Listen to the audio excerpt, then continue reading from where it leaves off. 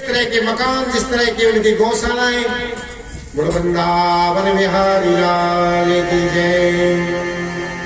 भैया जी बहुत देर हो गई है, हम एक दृष्टांत सुनाओ है। श्रीमन नारायण नारायण नारायण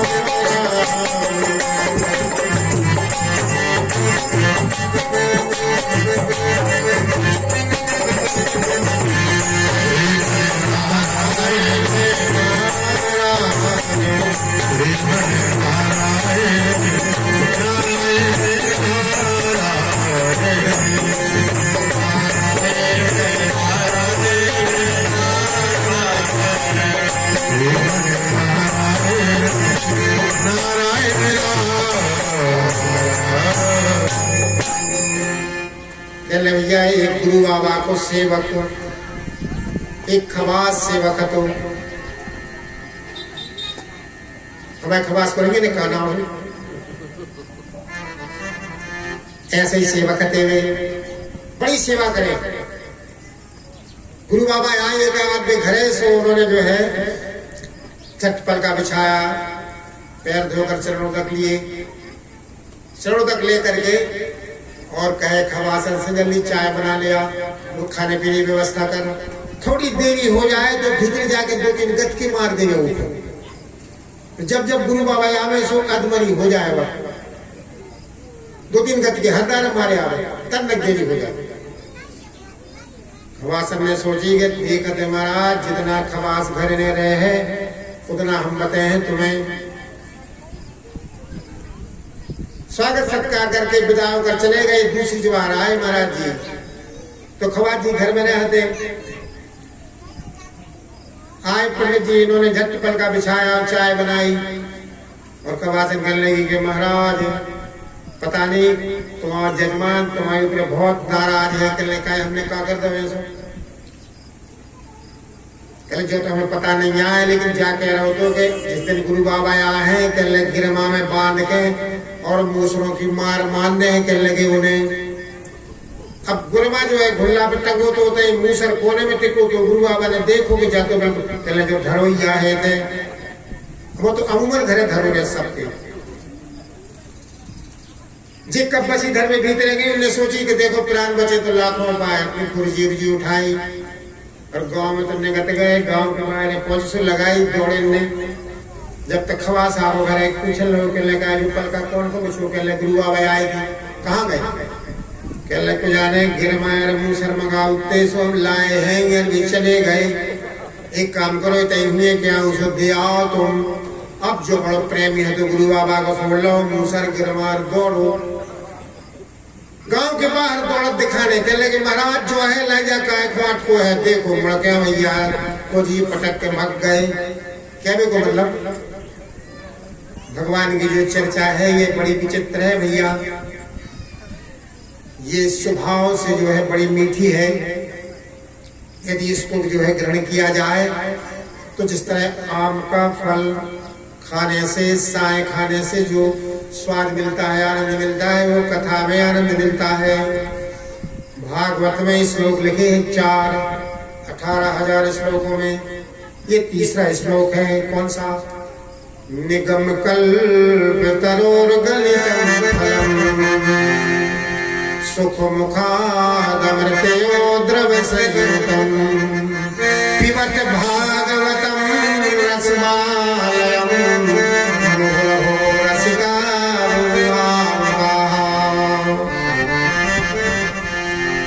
ऐसे यहाँ पर जो है कहते आनंद कंद कन्हैया ने इशारे से सब ग्वाल वालों को द्वारिका में बसने की बात में समझा दिया है। किसी को ये भान नहीं हुआ कि हमारी गोकुल में बैठे हैं, ब्रज में के द्वारिका में बैठे हैं। और आनंद कंद कन्हैया ने सुबह सुबह दाऊ भैया से कहा चलो 23 छोड़ी सेना लेकर के जो है जरासंध चढ़ाई करने के लिए आ गया है। मथुरा पर घमासान युद्ध हुआ। ऐसे जो है 17 बार 23 छोड़ी सेना लेकर के आया है। देखो 16वीं बार जब आया तो आनंद कंद कन्हैया प्रवर्षण पर्वत पर चढ़ गए। समुद्र के किनारे एक प्रवर्षण पर्वत था। पर चढ़ गए हैं।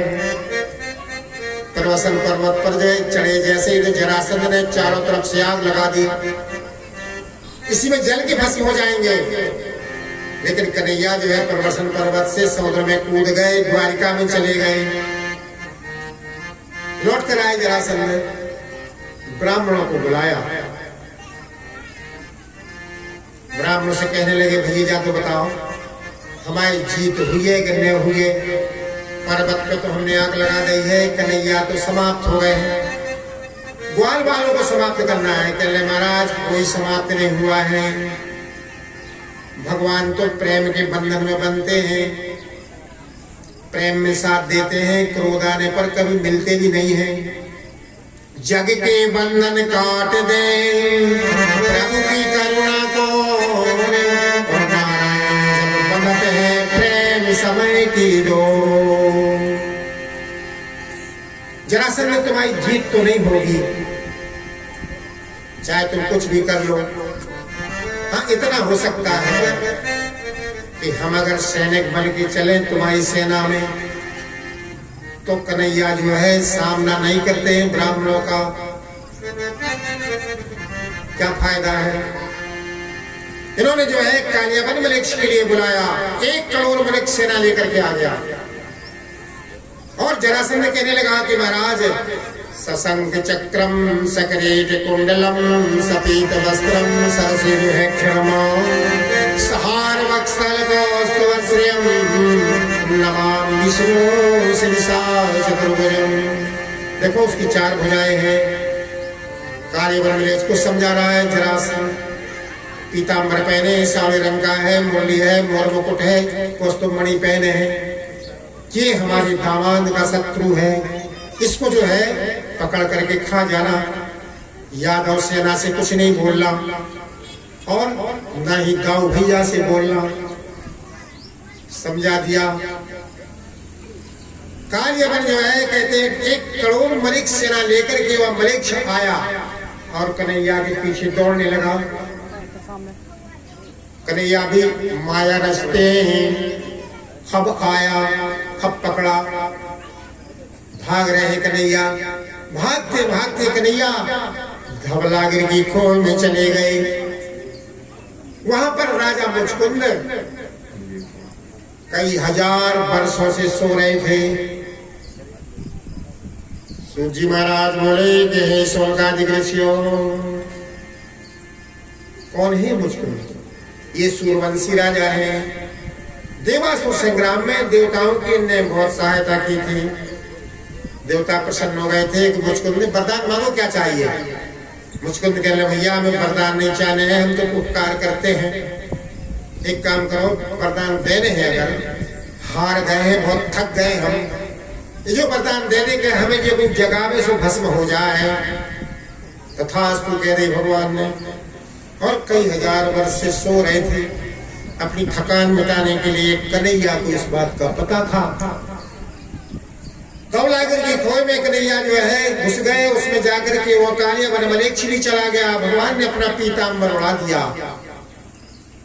इसने कालियावन ने समझा कि ये भगवान, ये देखो वीर लोग निशस्त्र पर सोते हुए व्यक्ति पर हथियार नहीं चलाते हैं, लेकिन राक्षसों का कोई नियम नहीं है। बाली ने जाई बात कही थी, कहले महाराज बताओ आपने हमें क्यों मारा है? कहले तुम्हारे पास एक दोष है। लो जी वधू भगनी सुत नारी सुन सठे कन्या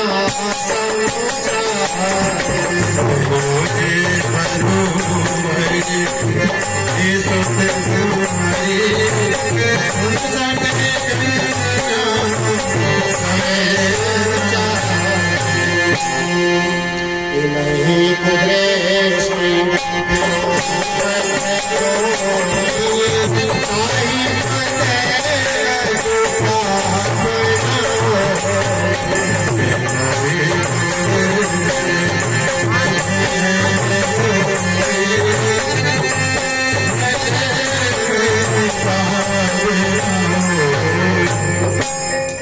यही बात जो है राजा बाली बड़ा बलवान था। राम जी ने कहा कि तुम्हें इस अपराध से मारा है। कहले महाराज ये अपराध पशुओं पर लागू नहीं होता है, बानर हम पशुओं में हैं, आपने साक्षात हमारे साथ जो है पक्षपात किया है। ऐसे यहाँ पर जो है कहते भगवान श्री नारायण अपना पीताम्बर उड़ा रहे हैं और इसमें जो है मरीच राक्षस पर कोई नियम लागू नहीं है। इसमें जो है सोते समय ही कन्हैया जान करके मारी है एक लात। तो कहते हैं कि उठे मुचकुंद राजा ज्यों दृष्टि पड़ी।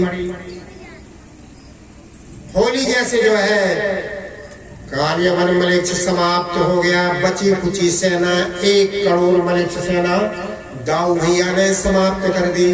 बोल वृंदावन बिहारी लाल की जय।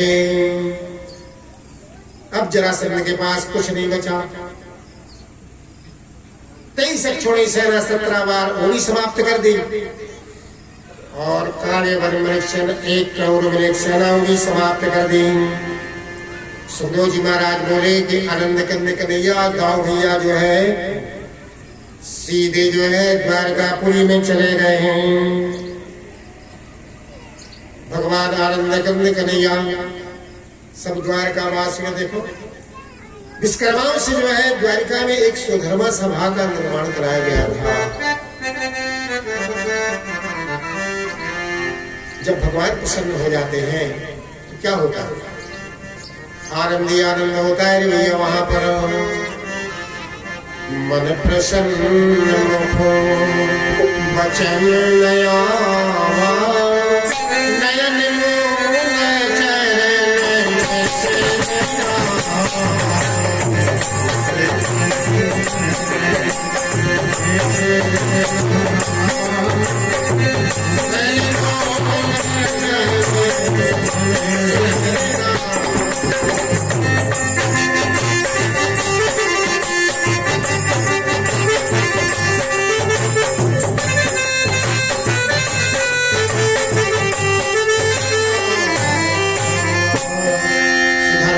नयन ग्वाल बालों के साथ विराजमान है। आकाश से पुष्प की वृष्टि हो रही है। सुधर्मा सभा में कोई रोग नहीं है, कोई निद्रा नहीं है, कोई बीमारी नहीं है, कोई शोक नहीं है और आनंद ही आनंद है। तब तक कहते हैं कि रुक्मण्याम उद्विवाय समेकांते लिखित्वां दत्त पत्रिका मुद्रा मुद्रस्य कृष्णाय प्रेम चिन्नाम दर्शयतो। यहाँ पर कुंडनपुर में राजा भीष्मक अपनी जो है कन्या रुक्मणी का विवाह करने के लिए आनंद कन्हैया के साथ करना चाहते थे। रुक्म के जो है 5 पुत्र थे। रुक्मवीर इत्यादि जो है ये जो है विवाह करना नहीं चाहते थे। काहे भैया रे हम राजा हैं तो हमारे समान पक्षीय राजा होना चाहिए। ब्याह बैर और प्रीति समानता में करो चाहिए। अब आप कह रहे हो कि कन्हैया के साथ, कन्हैया का ये भी तो पता नहीं है कि इसके कहाँ का है, किसका जाया है। कोई कहता है कि देवी का पुत्र है, कोई कहता है कि जो नंद बाबा का पुत्र है, कोई कहता है गोकुल में रहता है, कोई कहता है मथुरा में रहता है। हर एक खानदान का पता होना चाहिए। हम शादी नहीं करेंगे वहां। और तलवार लेकर के पहुंच गया राजा भीष्म के सामने। भीष्म बोले भैया हमने तो कई यहाँ था, बाकी जो है तुम तलवार लेकर हमारे सामने आ गए। हम वृद्ध हो गए हैं, जहां तुम्हें करना अपनी बहन का विवाह करो। लेकिन भैया 3 अंश से जान के लीन रहे अवतार और वेदवती सुई रुक्मणी सतभामा मई बारे वृंदावन कृष्ण चंद्र की जय। सत्यभामा रुक्मणी सुई और वेदवती ये लक्ष्मी के अंश से पैदा हुई। इनका जो है जब भी विवाह होगा वो भगवान विष्णु के साथ में होगा। हा जगाम प्राप्ते यस्मिन् कृत्वाम योग सतिस्तथाम प्रवृत्वाम प्रवृद्धत्वाम ग्रीष्मत्वा शिखरणम्। वृंदावन बिहारी लाल की जय। श्रीमन्नारायण नारायण नारायण।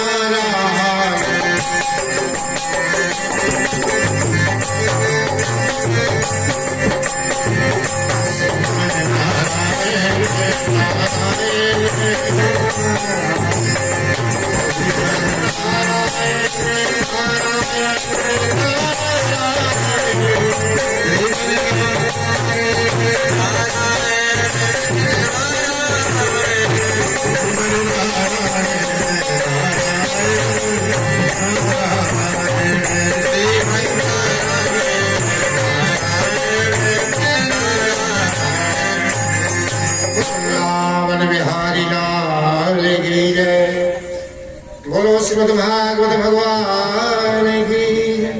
वसुदेव सुतम देवम कंस चारूणमर्दनम देवकी परमानंदम कृष्ण वंदे जगद्गुरुम। अपना प्रसंग चल रहा था, यहाँ पर जो है रुक्मिणी का विवाह रुक्मिणी वीर शिशुपाल के साथ करना चाहते थे। देखो, शिशुपाल और भगवान कृष्ण मौसी के लड़के हैं दोनों, और ये 5 सहोदर भाई होते हैं। मामा का लड़का, बुआ का लड़का, मौसी का लड़का, चाचा का लड़का, दादा का लड़का, ये जो है 5 सहोदर भाई माने जाते हैं। चेदीराज शिशुपाल के साथ शादी करना तय हो गया, लगन धराई गई, और जल्दी जल्दी जो है रुक्मवीर विवाह करना चाहते हैं। सुखदेव जी महाराज बोले कि ये राजा परीक्षित है। रुक्मणी ने देखा, ब्राह्मण के लिए बुलाया है और एक पत्र लिखा है। ब्राह्मण देवता से कहा कि आपको हम 100 मोहरें प्रदान करेंगे। क्या पत्र लिखा? अरे श्रुत्वा गुणान् भवन सुंदर श्रुत्वा गुणान् भवन सुंदर गुणवतान्ते निर्विश्य कर्ण विवरैः हरितोऽपि संगताम् रूपं दृशां दृशिमता अखिलार्थलाभम् त्वचेताभ्यसन्ति ममेव विचित्र पत्रम्। इस पत्र का अर्थ है, हे भगवान सुंदर, हे त्रिभुवन सुंदर, संताप को दूर करने वाले, आपके गुण का हम वर्णन सुन करके जो है हमने आपको अपना पति बना लिया है। आप हमारा जो है मनोरथ पूर्ण करें। आनंद कंद कन्हैया को ऐसे बहुत सारी बातें हमने लिखी हैं। ऐसा करना कि हमारा स्पर्श शिशुपाल न करने पावे। जो पत्र मिला आनंद कंद कन्हैया को, दाऊ भैया को बुला लिया। दाऊ भैया, रुक्मिणी का जो है पत्र आया है, उसके स्वयंवर में चलना है। हिरम्बुजाक्षं लभेयं भव प्रसादाद् वरेद्रुमं जह्यां शून्यतिक्रान्तं सतजन्मनिवीश्या। यहाँ पर रुक्मिणी ने एक बात और कही है, हे प्रीतम, एक बात और है, गुप्त समाचार किसी को ज्ञात न हो कि मैंने आपको पत्र भेजा है। यह मेरी आपको शपथ है, रुक्मिणी ने कह दिया था, क्योंकि इससे बड़ी और लज्जा क्या होगी। इसलिए भगवान, आप जो है हमारी रक्षा करना है। विप्रदेव को बुलाया और पत्र दे दिया। पहुंच गया पत्र। गांव भैया ने बता दिया कि भैया चलो। गांव भैया से कन्हैया कहने लगे, भैया एक काम करो, हथियार जो है ले लेना अपना। क्या हथियार था? हल और मूसल दोनों बैठे हैं। जब तक जो सखियां आ गई, सखियों ने भगवान कृष्ण से कहा, महाराज कब आएंगे आप? आपके बगैर हम एक क्षण यहाँ नहीं रह सकते, कहले हम परसों आएंगे। वेदर्भ्याम तो संदेशम न सम्यम यदुनंदनम पृथ्वीयम पाणिनाम पाणी पुरुषो मदमब्रवीत। रुक्मणी का पानी में संस्कार करके हम जल्दी आ जाएंगे। यहाँ पर शिशुपाल बारात लेकर के बाजे गाजे के साथ आ गया था। कुंडनपुर में बाजे बज रहे थे। बार बार जो है दासियां रुक्मणी से कहती थी आप श्रृंगार करो।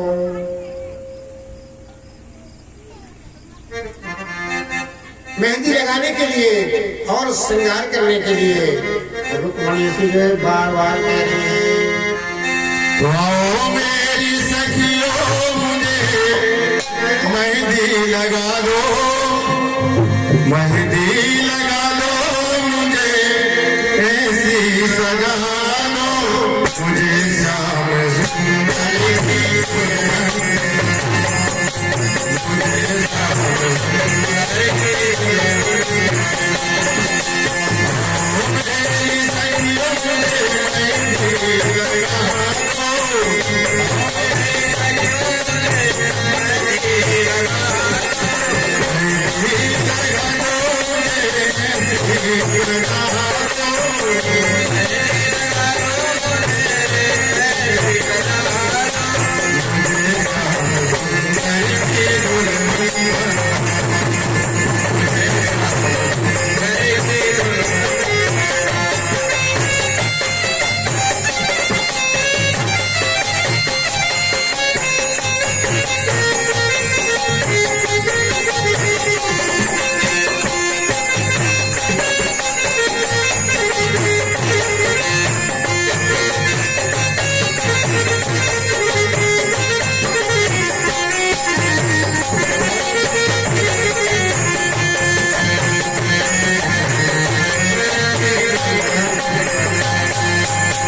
सत्संग में मेरी बातें चलाई, सत्संग में मेरी बातें चलाई, सतगुरु ने मेरी कीनी सगाई, सतगुरु ने मेरी कीनी सगाई।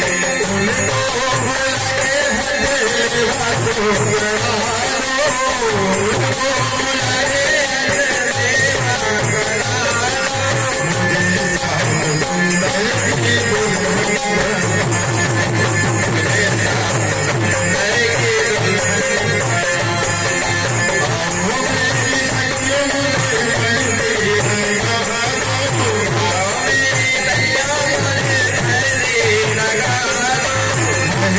लगा दो मुझे